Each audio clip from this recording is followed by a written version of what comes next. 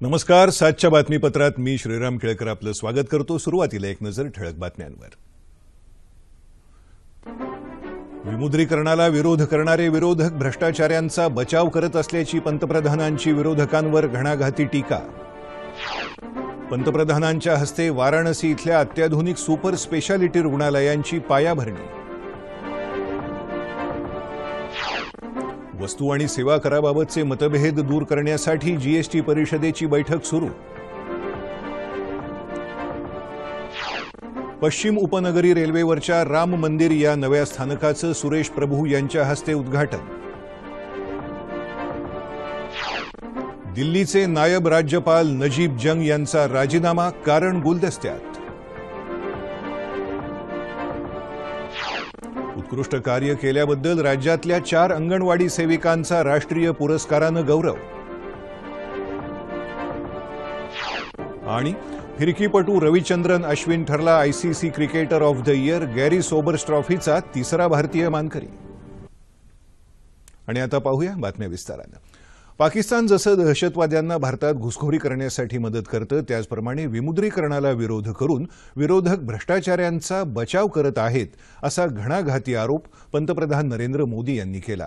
वाराणसी इथल्या 2 आधुनिक super speciality रुग्णालयांचा कोनशिला समारंभ पंतप्रधानांच्या हस्ते आज झाला. त्यावेळी त्यांनी विरोधकांवर जोरदार टीका केली. विमुद्रीकरणाच्या निर्णयानंतर काळ्या धनाप्रमाणेच काळी मनं समोर आली, असा टोला त्यांनी लगावला. रोकडरहित अर्थव्यवस्थेला विरोध करणारे माजी पंतप्रधान डॉक्टर मनमोहन सिंग, माजी अर्थमंत्री पी चिदंबरम आणि काँग्रेस उपाध्यक्ष राहुल गांधी यांच्यावर टीका करताना काँग्रेस सरकारच्या धोरणांमुळे ग्रामीण भागातल्या नागरिकांना अशिक्षित ठेवलं, काँग्रेसनं आपलं रिपोर्ट कार्ड जारी करावं, असं आवाहन पंतप्रधानांनी यावेळी दिलं. डॉक्टर मनमोहन सिंह जी, जब मैं कैशलेस की बात करता हूं, उन्होंने कहा कि जिस देश में 50% लोग गरीब हो, वहां ये टेक्नोलॉजी वगैरह कैसे हो सकता है? अब मुझे बताओ भाई, ये वो अपना रिपोर्ट कार्ड दे रहे हैं कि मेरा दे रहे हैं? दूसरे महानुभाव, हमारे देश में 50% गांवों में अभी भी बिजली नहीं है, तो कैशलेस कैसे करोगे? अब बताइए साहब, कहीं पर बिजली थी किसी गांव में, मैंने आकर के खंभा उखाड़ दिएगा। युवा नेता है, अभी भाषण सीख रहे हैं जी। इन्होंने बड़ा मजेदार कहा, उन्होंने कहा जिस देश में 60% लोग अनपढ़ हो, वहां मोदी ऑनलाइन बैंकिंग की बात कैसे कर सकता है? मुझे बताइए साहब, कोई पढ़ा लिखा था क्या? मैंने कोई जादू तो ना किया कि वो अनपढ़ हो गया? विमुद्रीकरणाच्या निर्णयानंतर सामान्य नागरिकांनी संयम राखून दिलेल्या पाठिंब्याबद्दल नरेंद्र मोदींनी आभार मानले. भ्रष्टाचार आणि काळ्या पैशाला रोखण्यासाठी तसंच डिजिटल अर्थव्यवस्थेला पाठबळ देण्यासाठी जनतेनं रोकडविरहित व्यवहारांना प्राधान्य द्यावं, असं आवाहन त्यांनी केलं. वाराणसीमधल्या विविध विकास कामांसहित 120 कोटी रुपयांच्या प्रकल्पांचा शुभारंभ पंतप्रधानांच्या हस्ते आज झाला. वैद्यकशास्त्रात तंत्रज्ञानामुळे महत्त्वपूर्ण बदल होत असून नागरिकांना उत्कृष्ट सेवा पुरवण्यासाठी केंद्र सरकार प्रयत्नशील असल्याचं पंतप्रधानांनी यावेळी सांगितलं. वस्तू आणि सेवा कर विधेयकाचे नियम तयार करण्यासाठी आणि राज्यांमध्ये त्याबाबत मतभेद दूर करण्यासाठी जीएसटी परिषदेची 2 दिवसीय बैठक केंद्रीय वित्तमंत्री अरुण जेटली यांच्या अध्यक्षतेखाली नवी दिल्लीत आजपासून सुरू झाली. वस्तू आणि सेवा कर विधेयकातील 20 प्रकरणांवर गेल्या जीएसटी परिषदेत सहमती झाली असून या बैठकीत उर्वरित प्रकरणांवर चर्चा होणार आहे. सरकारनं केलेल्या घटना दुरुस्तीनुसार वस्तू आणि सेवा कर विधेयकाची अंमलबजावणी करण्यासाठी सरकारकडे पुढील वर्षाच्या 16 सप्टेंबरपर्यंतचा कालावधी आहे. मुंबईतल्या पश्चिम रेल्वे उपनगरी मार्गावरच्या राम मंदिर या नवीन रेल्वे स्थानकाचं उद्घाटन रेल्वे मंत्री सुरेश प्रभू यांच्या हस्ते झालं। गोरेगाव आणि जोगेश्वरी दरम्यान हे नवीन स्थानक उभारण्यात आलं आहे। सरकार जाहीरनाम्यातल्या वचनांची पूर्तता करत आहे असं प्रभू यांनी यावेळी सांगितलं। खासदार किरीट सोमय्या, महापौर स्नेहल आंबेकर यावेळी उपस्थित होते। या उद्घाटनाच्या वेळी रेल्वे स्थानकाच्या उभारणीच्या श्रेयाच्या वादावरून शिवसेना आणि भाजपा कार्यकर्त्यांमध्ये शाब्दिक चकमक झाली। दिल्लीचे नायब राज्यपाल नजीब जंग यांनी आज आपल्या पदाचा राजीनामा केंद्र सरकारकडे पाठवला। राजीनाम्यामागचं नेमकं कारण कळू शकलेलं नाही, मात्र यापुढे अध्ययन आणि अध्यापन क्षेत्रात काम करणार असल्याचं त्यांनी म्हटलं आहे। आम आदमी पार्टीचं सरकार सत्तेत आल्यानंतर नजीब जंग आणि मुख्यमंत्री अरविंद केजरीवाल यांच्यात अधिकारांवरून सतत उडणाऱ्या खटक्यांमुळे ते चर्चेत होते। त्यांच्या कार्यकाळात दिल्लीच्या जनतेनं दिलेला पाठिंबा आणि सहकार्याबद्दल त्यांनी आभार मानले आहेत। तसंच पंतप्रधान नरेंद्र मोदी आणि मुख्यमंत्री केजरीवाल यांचेही त्यांनी आभार मानले आहेत। अंगणवाडीमध्ये उत्कृष्ट कार्य केल्याबद्दल राज्यातल्या 4 अंगणवाडी सेविकांना आज केंद्रीय महिला आणि बालकल्याण मंत्रालयाच्या वतीनं राष्ट्रीय पुरस्कारानं गौरवण्यात आलं। आज नवी दिल्लीमधल्या एका कार्यक्रमात केंद्रीय महिला आणि बालकल्याण मंत्री मेनका गांधी यांच्या हस्ते पुरस्कार देण्यात आले। सिंधुदुर्ग जिल्ह्यातल्या शैलजा वळंजू, अमरावतीतल्या रत्नमाला ब्राह्माने, सुनीता नथिले आणि ठाणे जिल्ह्यातल्या बबिता भुजबळ या 4 अंगणवाडी सेविकांचा गौरव करण्यात आला। 25,000 रुपये आणि प्रशस्तीपत्रक असं या पुरस्काराचं स्वरूप आहे। राष्ट्रीय पुरस्कार प्राप्त अंगणवाडी सेविकांनी त्यांच्या कार्यक्षेत्रात कुपोषित बालकांसाठी, दारिद्र्य रेषेखालील बालकांसाठी, त्याचप्रमाणे गर्भवती महिला आणि स्तनदा मातांसाठी विविध उपक्रम राबवून त्यांच्यात जागरूकता निर्माण केली, तसंच पोषण आहार देऊन देशाच्या विकासात महत्त्वपूर्ण भूमिका बजावली आहे। कर चुकवेगिरी प्रकरणी प्राप्तिकर विभागानं तामिळनाडूचे मुख्य सचिव रामा मोहन राव तसंच त्यांच्या नातेवाईकांच्या घरावर छापे टाकले। या कारवाईनंतर तामिळनाडूच्या मुख्य सचिवपदी राव यांच्या जागी गिरिजा वैद्यनाथन यांची नियुक्ती करण्यात आली आहे। विभागातर्फे आजही इतर काही ठिकाणी छापे टाकण्यात आले। या छाप्यांमध्ये 2 किलो सोनं आणि नव्या चलनातलं कित्येक लाख रुपयांचं रोख चलन जप्त करण्यात आलं। दरम्यान जुन्या चलनातील 25 कोटी रुपये नव्या चलनात रूपांतरित करून देण्याच्या शेखर रेड्डी आणि रोहित टंडन प्रकरणी अंमलबजावणी संचालनालयानं अटक केलेल्या कोलकाता स्थित उद्योगपती पारस लोढा यांना ईडीच्या विशेष न्यायालयानं 7 दिवसांची कोठडी सुनावली आहे। लोढा यांना आज नवी दिल्लीत अटक करण्यात। छत्रपती शिवाजी महाराजांच्या प्रस्तावित शिवस्मारकासाठी निधी कमी पडू दिला जाणार नाही अशी ग्वाही सार्वजनिक बांधकाम मंत्री चंद्रकांत पाटील यांनी दिली। या स्मारकाच्या भूमिपूजन कार्यक्रमाची पाहणी केल्यानंतर घेतलेल्या पत्रकार परिषदेत ते बोलत होते। शिक्षण मंत्री विनोद तावडेही उपस्थित होते। मच्छीमार बांधवांच्या सर्व तक्रारींचं मुख्यमंत्र्यांनी निवारण केलं असून या स्मारकामुळे मासेमारी व्यवसायावर कुठलाही परिणाम होणार नाही, उलट या पर्यटन स्थळामुळे मच्छीमारांच्या उत्पन्नात वाढ होईल असं पाटील म्हणाले। या सोहळ्यासाठी संपूर्ण गिरगाव चौपाटी सुशोभित केली जाणार असून चौपाटीवरून ओहोटीच्या वेळी पंतप्रधान हॉवरक्राफ्टनं हे भूमिपूजन करतील असं तावडे यांनी यावेळी सांगितलं। त्यानंतर पंतप्रधानांची वांद्रे इथं जाहीर सभा होणार आहे। छत्रपती शिवाजी महाराजांच्या अरबी समुद्रातल्या आंतरराष्ट्रीय दर्जाच्या स्मारकाच्या भूमिपूजनाच्या पार्श्वभूमीवर समारंभाच्या तयारीचा आढावा घेण्यासाठी सार्वजनिक बांधकाम मंत्री चंद्रकांत पाटील, शिक्षण मंत्री विनोद तावडे यांच्यासह मान्यवरांनी आज कार्यक्रम स्थळाचा आढावा घेतला। या समारंभासाठी राज्यातल्या विविध गडकिल्ल्यांवरची माती आणि नदीच्या पाण्याचे कलश आणले जातील। या कलशांचं मुंबईत मान्यवरांच्या उपस्थितीत स्वागत केलं जाईल। त्यानंतर ते मुख्यमंत्र्यांकडे सोपवले जातील। मुख्यमंत्री 24 डिसेंबरला सकाळी गिरगाव चौपाटीवर पंतप्रधान मोदी यांच्याकडे हे कलश देतील। पंतप्रधानांच्या हस्ते या कलशातून स्मारकास्थळी भूमिपूजन केलं जाईल अशी माहिती चंद्रकांत पाटील यांनी दिली। छत्रपती शिवाजी महाराजांच्या आंतरराष्ट्रीय स्मारकाच्या भूमिपूजन सोहळ्यासाठी शिवरायांचं आजोळ असलेल्या सिंदखेड राजा इथल्या राजे लखोजी जाधव यांच्या राजवाड्यातली ऐतिहासिक माती आणि जिल्ह्यातल्या विविध नद्यांचं जल मुंबईकडे रवाना झालं आहे। त्याआधी या जल आणि मृदेची सिंदखेड राजा शहरातून मिरवणूक काढण्यात आली। त्यात जाधव घराण्याचे वंशज शिवाजीराजे जाधव यांच्यासह भाजपाचे स्थानिक पदाधिकारीही सहभागी झाले होते।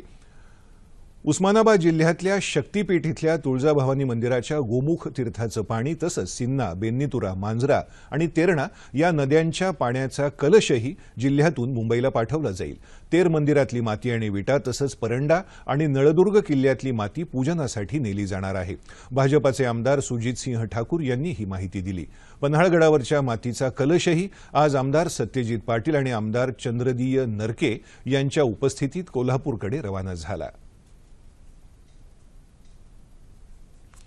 मुंबईजवळ अरबी समुद्रातील छत्रपती शिवाजी महाराजांच्या स्मारक उभारणीसाठी उस्मानाबाद जिल्ह्यातल्या किल्ल्यांवरची माती आणि नद्यांमधलं पाणी उपयोगात आणलं जाणार आहे। त्यामुळे या स्मारकाच्या उभारणीत उस्मानाबादचाही सहभाग राहणार असल्याचं जिल्ह्याचे पालकमंत्री दीपक सावंत यांनी म्हटलं आहे। जिल्हा नियोजन बैठकीनंतर ते आज पत्रकार परिषदेत बोलत होते। शिवस्मारकाच्या उभारणीत तुळजापूरच्या श्री भवानी मातेच्या मंदिरातील गोमुख तीर्थ, परंड्याच्या आणि नळदुर्ग किल्ल्यातील माती घेण्यात येणार आहे असंही त्यांनी सांगितलं। यावेळी जिल्ह्याच्या 2017-18 या वर्षासाठीच्या 1854 कोटी रुपयांच्या वार्षिक आराखड्याला मान्यता देण्यात आली। अरबी समुद्रात छत्रपती शिवाजी महाराजांचं स्मारक उभारण्यासाठीची सुरुवात काँग्रेस सरकारनं केली होती, त्याला भाजपा सरकार आता पुढे नेत आहे। मात्र या संदर्भातल्या जाहिरातींवर तब्बल 18 कोटी रुपये खर्च करून भाजपा शिवाजी महाराजांच्या नावाखाली स्वतःची जाहिरातबाजी करत आहे असा आरोप काँग्रेस प्रदेशाध्यक्ष अशोक चव्हाण यांनी केला। काँग्रेसचे राज्याचे प्रभारी मोहन प्रकाश यांच्यासोबत आज मुंबईत घेतलेल्या संयुक्त पत्रकार परिषदेत ते बोलत होते। केंद्र सरकारच्या विमुद्रीकरणाच्या निर्णयावर मोहन प्रकाश यांनी यावेळी जोरदार टीका केली। या निर्णयामुळे देशाचं चलन, अर्थव्यवस्था आणि रिझर्व्ह बँकेच्या प्रतिष्ठेला प्रचंड धक्का लागल्याचं सांगत परदेशी कंपन्यांच्या फायद्यासाठी कॅशलेस व्यवहारांना प्रोत्साहन दिलं जात असल्याचा आरोप त्यांनी केला। आगामी काळात उत्पादन घटून अर्थव्यवस्थेला मोठ्या मंदीचा सामना करावा लागू शकतो असा इशारा मोहन प्रकाश यांनी या पत्रकार परिषदेत दिला। शीना बोरा हत्याकांडातली प्रमुख आरोपी इंद्राणी मुखर्जीला तिच्या वडिलांच्या अंत्यविधींना उपस्थित राहण्यासाठी न्यायालयानं 1 दिवसाची परवानगी दिली आहे। मात्र हे अंत्यविधी मुंबईतच केले जावेत तसंच इंद्राणी मुखर्जीसोबत पोलीसही असतील अशी पूर्वअट सीबीआयच्या न्यायालयानं घातली आहे। इंद्राणीचे वडील उपेंद्र कुमार बोरा यांचं गुवाहाटी इथं निधन झालं। त्यांच्या अंत्यसंस्कारासाठी परवानगी द्यावी यासाठी इंद्राणी मुखर्जीनं जामीन अर्ज केला होता। हा अर्ज न्यायालयानं फेटाळला। नाशिकच्या जिल्हा शासकीय रुग्णालयाला राज्य शासनाच्या कायाकल्प योजनेअंतर्गत 50 लाखांचा पहिल्या क्रमांकाचा पुरस्कार जाहीर झाला आहे। राज्य शासनाच्या आरोग्य विभागानं ऑक्टोबर महिन्यात नाशिकसह राज्यातील विविध जिल्हा रुग्णालयांची तपासणी केली होती। त्यानंतर आज हा निकाल जाहीर करण्यात आला। या रुग्णालयात अधिक सुविधा देण्यात येणार असल्याचं जिल्हा शल्य चिकित्सक डॉक्टर सुरेश जगदाळे यांनी सांगितलं। या स्पर्धेत दुसरा क्रमांक पुण्याच्या औंध इथल्या शासकीय रुग्णालयानं तर तिसरा क्रमांक वर्धा रुग्णालयानं पटकावला आहे। अकोल्यात आज ओबीसी समाजातल्या जाती समूहाच्या मोर्चाचं आयोजन करण्यात आलं होतं। ओबीसी समाजातल्या अनेक जातींच्या न्याय हक्कांची मागणी तसंच इतर प्रलंबित मागण्यांसाठी हा मोर्चा होता। ओबीसींची जनगणना 2011 नुसार जाहीर करावी, नॉन क्रिमी लेअरची अट रद्द करावी, ओबीसींचा नोकऱ्यांचा अनुशेष भरण्यात यावा या आणि इतर 17 मागण्यांचं निवेदन मोर्चेकऱ्यांनी जिल्हाधिकाऱ्यांना दिलं। इचलकरंजी इथल्या यंत्रमाग व्यवसायाकडे शासनाचं लक्ष वेधण्यासाठी स्वाभिमानी कारखानदार संघटनेच्या वतीनं संतोष उर्फ बाळ महाराज उपोषणाला बसले असून आज या उपोषणाचा 6वा दिवस आहे। आर्थिक मंदीच्या खाईत सापडलेल्या वस्त्रोद्योगाला ऊर्जितावस्था मिळावी यासाठी या संघटनेनं लढा जगण्यासाठीचा हे आंदोलन सुरू केलं आहे। गेल्या 2.5 वर्षांपासून इचलकरंजीसह आसपासच्या गावातले सर्व यंत्रमाग बंद पडले आहेत। यामुळे कोट्यवधींचे व्यवहार ठप्प झाले असल्याचं संघटनेच्या कार्यकर्त्यांनी सांगितलं। या आंदोलनाला विविध राजकीय पक्षांनी पाठिंबा दिला आहे। यंत्रमाग व्यावसायिकांना सवलतीच्या दरात वीज मिळावी, व्याजात सबसिडी मिळावी, सूत दर स्थिर ठेवावा अशा विविध मागण्या कारखानदारांनी केल्या आहेत।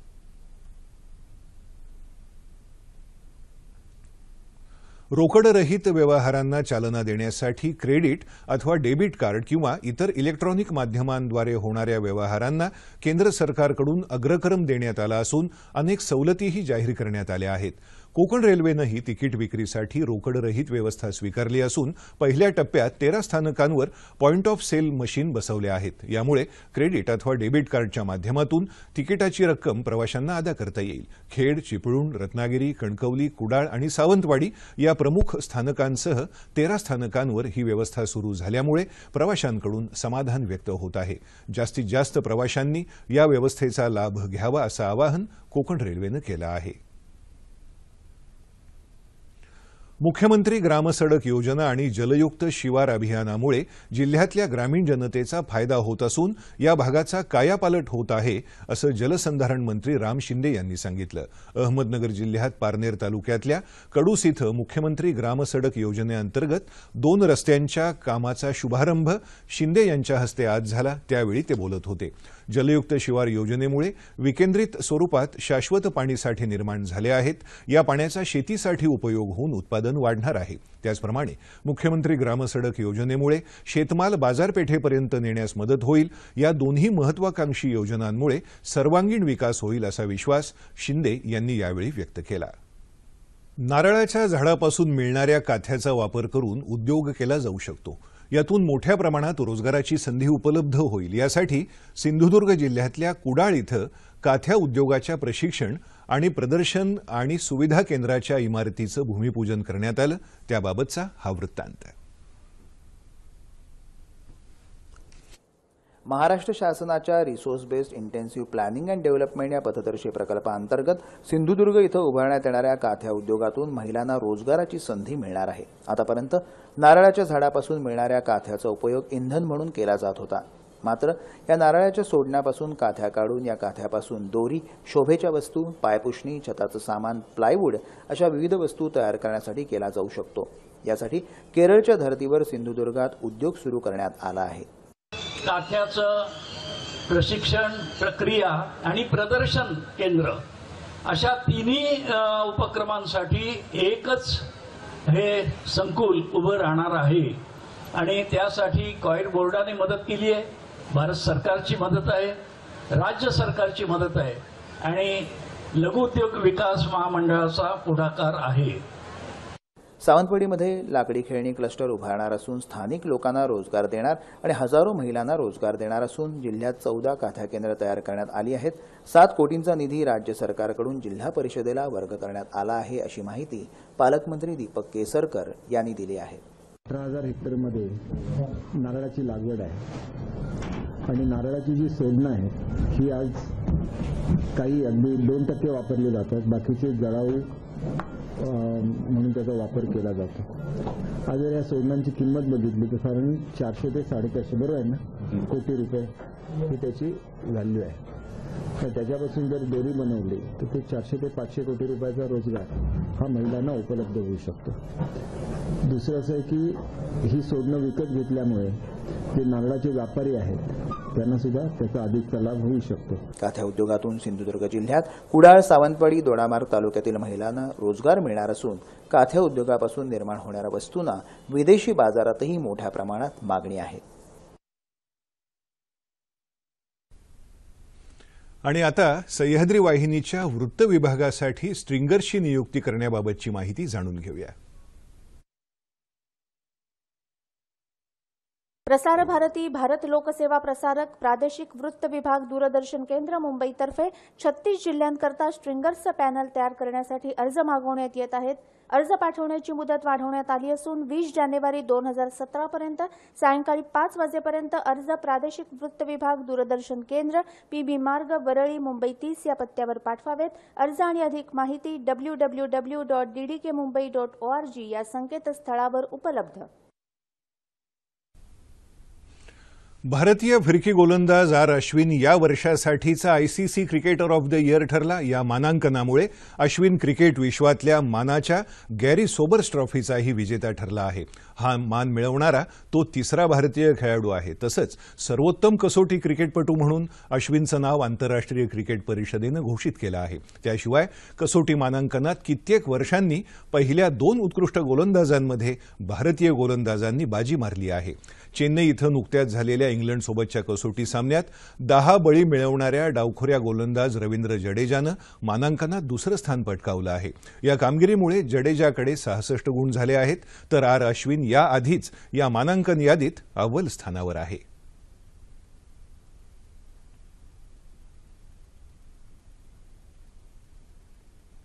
आणि आता एक नजर हवामानावर. विदर्भ आणि मध्य महाराष्ट्राच्या काही भागात किमान तापमानात सरासरीच्या तुलनेत उल्लेखनीय घट झाली आहे. राज्यात सर्वात कमी तापमान अहमदनगर इथं 5.9 अंश सेल्सिअस इतकं नोंदवण्यात आलं. येत्या 36 तासात राज्यातलं हवामान प्रामुख्यानं कोरडं राहील असा हवामान खात्याचा अंदाज आहे. आणि आता तापमान अंश सेल्सिअसमध्ये. मुंबई कमाल 33, किमान 17. नागपूर 31 आणि 9. पुणे 33 आणि 9. औरंगाबाद कमाल 33, किमान 11. नाशिक 32 आणि 9. कोल्हापूर 31, 15. रत्नागिरी 34, 17. सोलापूर 33, 11. आणि अमरावती कमाल 29, किमान 10 अंश सेल्सिअस. शेवटी ठळक बातम्या पुन्हा एकदा. विमुद्रीकरणाला विरोध करणारे विरोधक भ्रष्टाचाऱ्यांचा बचाव करत असल्याची पंतप्रधानांची विरोधकांवर घणाघाती टीका. पंतप्रधानांच्या हस्ते वाराणसी इथल्या अत्याधुनिक सुपर स्पेशालिटी रुग्णालयांची पायाभरणी. वस्तू आणि सेवा कराबाबतचे मतभेद दूर करण्यासाठी जीएसटी परिषदेची बैठक सुरू. पश्चिम उपनगरी रेल्वेवरच्या राम मंदिर या नव्या स्थानकाचं सुरेश प्रभू यांच्या हस्ते उद्घाटन. दिल्लीचे नायब राज्यपाल नजीब जंग यांचा राजीनामा, कारण गुलदस्त्यात. उत्कृष्ट कार्य केल्याबद्दल राज्यातल्या 4 अंगणवाडी सेविकांचा राष्ट्रीय पुरस्कारानं गौरव. आणि फिरकीपटू रविचंद्रन अश्विन ठरला ICC cricketer of the year आणि गॅरी सोबर्स ट्रॉफीचा 3रा भारतीय मानकरी. याबरोबरच हे बातमीपत्र संपलं. वेतन प्रदान अधिनियमाबद्दल अध्यादेश काढायला केंद्रीय मंत्रिमंडळानं मंजुरी दिली आहे. वेतन प्रदानाबद्दलचा अध्यादेश कायद्यात रूपांतरित झाल्यानंतर 10 पेक्षा अधिक कर्मचारी असणाऱ्या काही आस्थापनांमधील कर्मचाऱ्यांचं वेतन धनादेशाद्वारे किंवा थेट खात्यात जमा करावं लागणार आहे. रोकडरहित आर्थिक व्यवहारांसाठी हे एक महत्त्वाचं पाऊल ठरू शकेल. अध्यादेशातील तरतुदी, त्यांचे दूरगामी परिणाम, कामगारांचं आर्थिक नियोजन आणि त्यांची अल्पबचत व्यवस्था याबद्दल अधिक चर्चा करण्यासाठी अर्थतज्ञ आनंद कुलकर्णी यांना आज रात्री 9:30च्या बातमीपत्रात निमंत्रित करण्यात आलं आहे. तेव्हा पुन्हा भेटूया पुढील बातमीपत्रात आपल्या सह्याद्री वाहिनीवर. नमस्कार.